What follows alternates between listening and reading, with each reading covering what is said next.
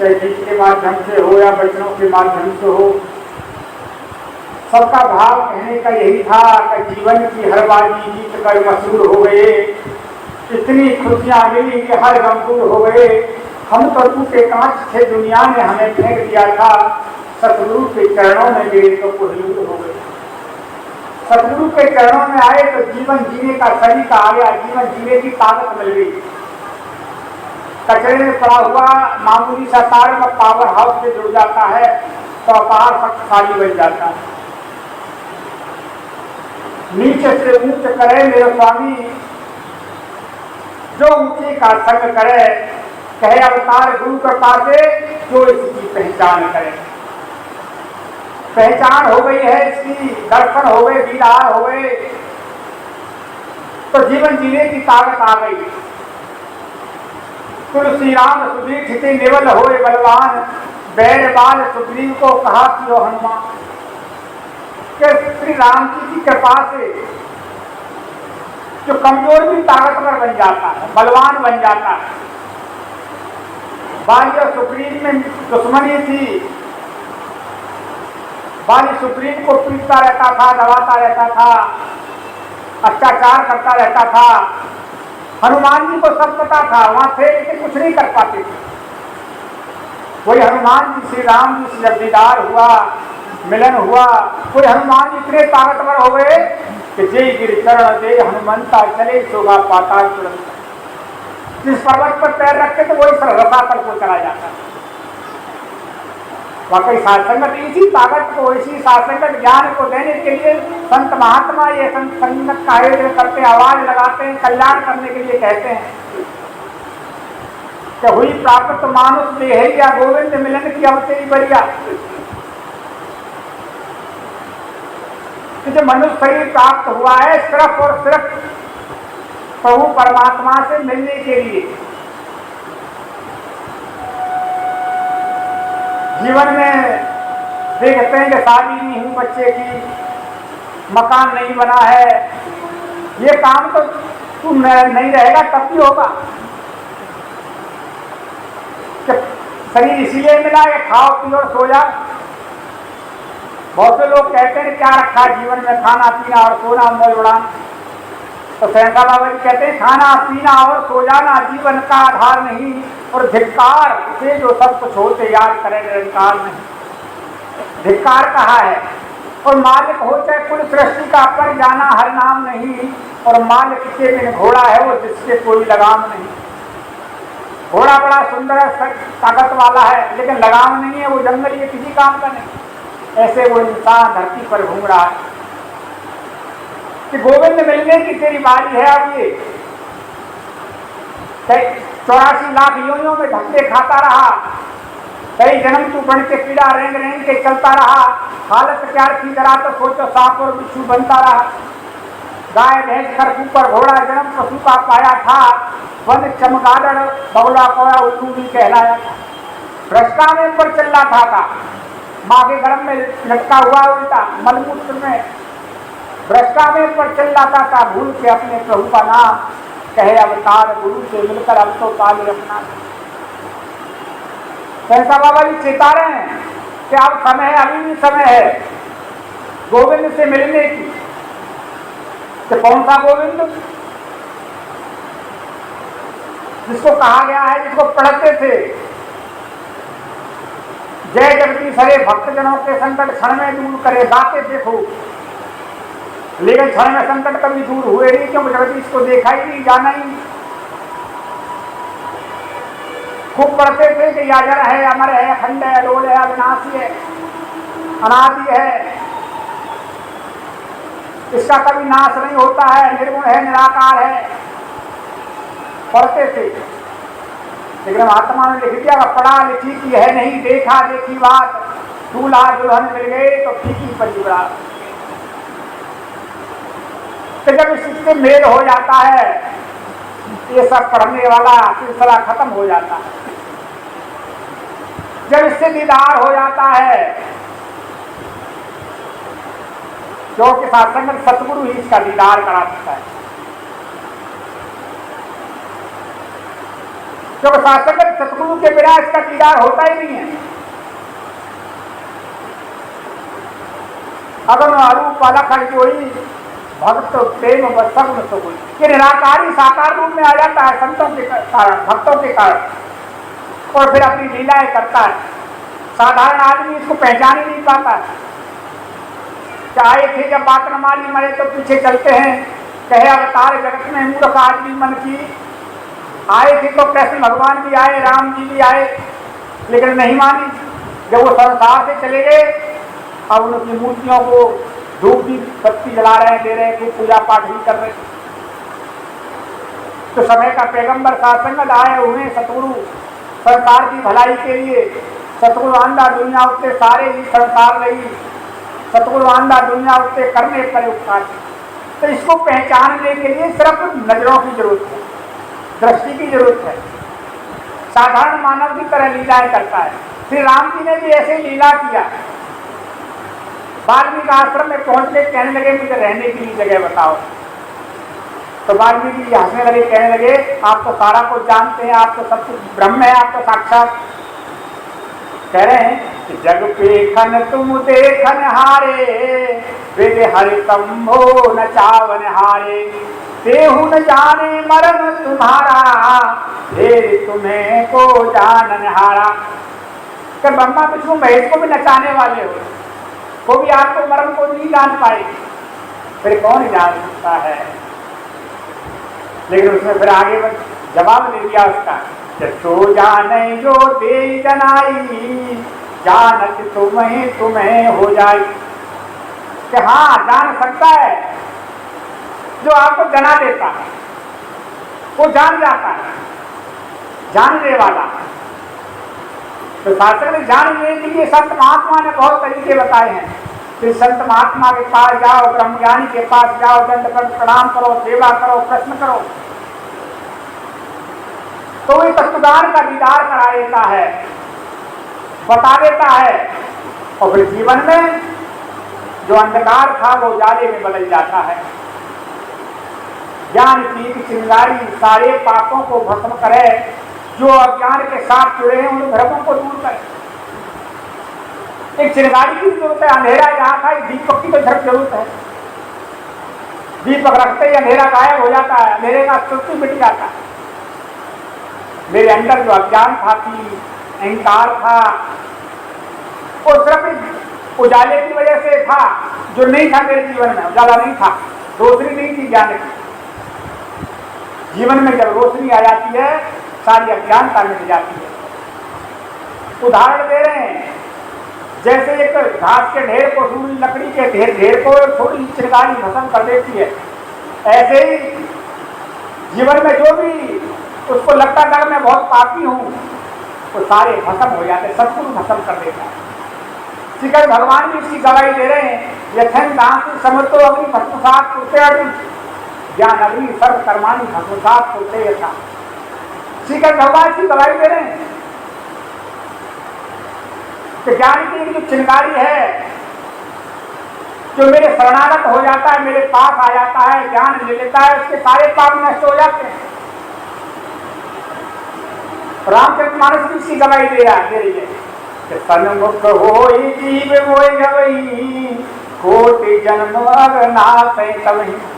अब कहते हैं पाप को, जो मेरे पास आ जाए, मेरे सन्मुख हो जाता है, मेरे शरणागत हो जाता है, मैं उसके सारे पाप भस्म कर देता हूँ। और अज्ञानता में जो जीरा था वो समझ नष्ट हो जाता, अज्ञानता नष्ट हो जाती है। फिर रस्सी को सांप समझ रहा था परमात्मा शायद व्रत करने से ही मिलता है, तीर्थों पे जाने से ही मिलता है। दुनिया ने डरा रखा था भक्ति के नाम कि घर बार छोड़ना पड़ता है, जंगल में जाना पड़ता है, गेरुआ वस्त्र पहनने पड़ेंगे। हम सोचा करते थे ये तो हमसे होगा ही, और इतने लाभ जब करने पड़ते हैं। भ्रम था, अर्जुन को भी भ्रम हो गया। तो श्रीकृष्ण भगवान अर्जुन से कह रहे, अर्जुन देख दोनों सेनाओं के बीच में देख मैं ही हूं। जैसे हमें कलियों को इशारा करके दिखाया जाता है कि दोनों सेनाओं के बीच में देख, सिर्फ नहीं मैं हूं। लेकिन अर्जुन की समझ में नहीं आ रहा, प्रश्न पे प्रश्न करे जा रहा है। तो श्री कृष्ण भगवान कह रहे हैं अर्जुन तुझे नेत्रों से दिखाई नहीं देगा, इन नेत्रों से तू मुझे रिश्तेदार समझ रहा है, अपना सखा समझ रहा है, मैं तुझे दिव्य दृष्टि दूंगा तब तुझे ये समझ में आएगा। और जब दिव्य दृष्टि दिया आंखों में आंसू आ गए, पैरों में गिर पड़ा और कहने लगा कि अनेक बाहु सर्वत्र नेत्रम पश्यामि त्वाम सर्वतो अनंत रूपम न अंतम न मध्यम न पुनस्तिवादम पश्यामि त्वाम सर्वतो अनंत रूपम। कह रहा है हे अनंत रूप हे प्रभु परमात्मा, तेरे अनेक नेत्र हैं। शास्त्र में देखो हमारे सामने बैठे हैं, अनेक नेत्र हैं, अनेक हाथ हैं, अनेक भुजाएं हैं, अनेक पेट हैं। मैं तुझे चारों तरफ देख रहा हूं, दाएं भी और बाएं भी और सामने भी और पीछे भी। फिर आदि है न मध्य है न अंत है, तो ये चारों तरफ से प्रणाम है। वही सार्थक वही ज्ञान तो हमें मिला है, मिला के देख लो।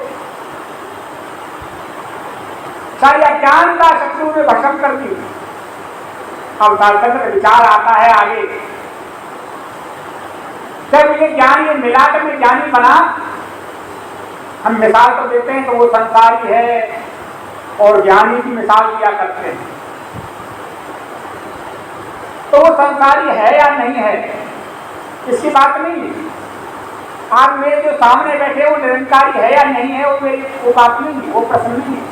प्रश्न वो है कि मैं निरंकारी हूं, मैं निरंकारी बन पाया। संत महात्मा जो वचन बोलते हैं क्या उसमें मैं चल पाया। यहाँ साधुसंगत के महात्मा विचरों में कहते भी हैं, यहाँ कोई प्रवचन देने के लिए नहीं आता है, यहाँ कोई भाषण देने के लिए नहीं आता है, यहाँ तो सिर्फ और सिर्फ अपने आप को सुधारने के लिए आता है। जो संत महात्मा बोल रहे हैं वो मेरे जीवन में भी है कि नहीं है। मैं नाम का निरंकारी हूं कि कर्म का निरंकारी हूं। विचार करें, संसार में जो जन्म लेता है रोते हुए पैदा होता है और संसारी शिकायत करते हुए जीवन बिताता है और पछताते हुए मर जाता है। दुविधा में दोनों वे माया मिली राम। और संत महात्मा सिर्फ शुक्राना करते हैं, शिकवा नहीं शुक्राना सीख गए। तेरे घर पे आके खुद को झुकाना सीख गए। पहले रूठ जाते थे कुछ न मिलने पर, अब तेरी रजा में राजी रहकर मुस्कुराना सीख गए। क्या मेरी ये स्थिति है? क्या मैं सासंगत ज्ञान मुझे मिला है? क्या मुझे ज्ञान की समझ हुई या मैं अपने आप को जान पाया कहते मैंने ज्ञान ले लिया, मैंने परमात्मा को देख लिया? ये नहीं सासंगत। मैं तो अपने आप को पहचानने के लिए आया था। Self realisation through God realisation, कि परमात्मा के ज्ञान से मुझे अपना ज्ञान हुआ कि नहीं हुआ। क्या मैं किसी का पिता, किसी का पुत्र, किसी का भाई, किसी का पति यही हूं मैं? किसी की माँ, किसी की बहन, क्या यही हूं मैं? फिर निरंकारी कहाँ हुआ? विचार करें, संसार को मैं निरंकारी बोल रहा हूं, ईमानदारी से सोचे कि मैं निरंकारी हूं। कितना भी धोखा दे लेना, लेकिन अंत में पता चलेगा कि अंत में मैं निरंकार में जा रहा हूं या संसार में जा रहा हूं। जब मेरा अंत समय आएगा वहां पता चलेगा असलियत। संत महात्मा मर के मुक्त नहीं होते, जीते जी मुक्त होते हैं। और जीते जी मुक्त कौन होते हैं? जो जीते हैं मुक्त होकर कि मैं शरीर नहीं हूं, मैं किसी का पिता नहीं हूं, मैं माता नहीं हूं। ये शास्त्र प्रमाण है। एक नूर है, सबके अंदर खूब रोज गाते हैं। नर है चाहे नारी है, ब्राह्मण क्षत्रिय वैश्य हरिजन, एक ही खलकत सारी है। फिर मैं अपने आप को शरीर ही समझ रहा हूं। मैं किसी को अपना पति मान रहा हूं, किसी को अपने बहन मां मान रहा हूं, तो इसलिए दुख होता है। ये तो शारीरिक के शरीर के संबंध हो गए। ये जो मैं हूं वो तो कभी मरता ही नहीं। प्रमाण भी है, अंश जीव अविनाशी, चेतन अमल सहज सुखरासी, क्यों मायावश भयो गुसाई, बंधो की मरकट की नाई।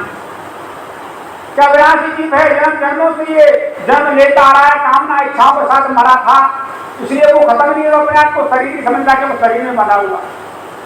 बांधा किसी ने नहीं, खुद बना हुआ है।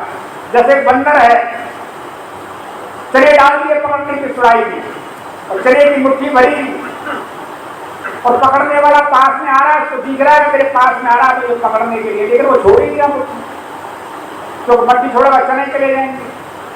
लालच में मुट्ठी को छोड़ा नहीं और पकड़ने आ गए। ऐसे ही हम तो बंधे हुए हैं, हमें बांधा थोड़ा ही किसी ने, खुद बंधे हुए, खुद अपने आप को शरीर समझ रहे हैं।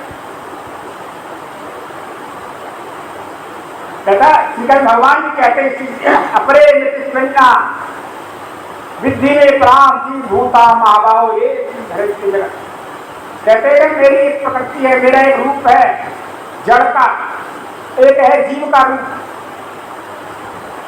जो सारे संसार में व्याप्त चलायमान है, सारे संसार को उसने धारण कर रखा है। वाक्य तो शास्त्र में वैसे तो एक कोई हो रहा है, आप ही माल है, आप खजाना, आप ही खर्चने वाला है, आप गली में नीचा मांगे, हाथ में लेके प्याला है, एक मिल वाला सौदा। वैसे तो देखा जाए अगर मेरी दृष्टि है, जो मुझे ज्ञान मिला है वो वाली दृष्टि है, तो मेरा मरण होगा ही नहीं।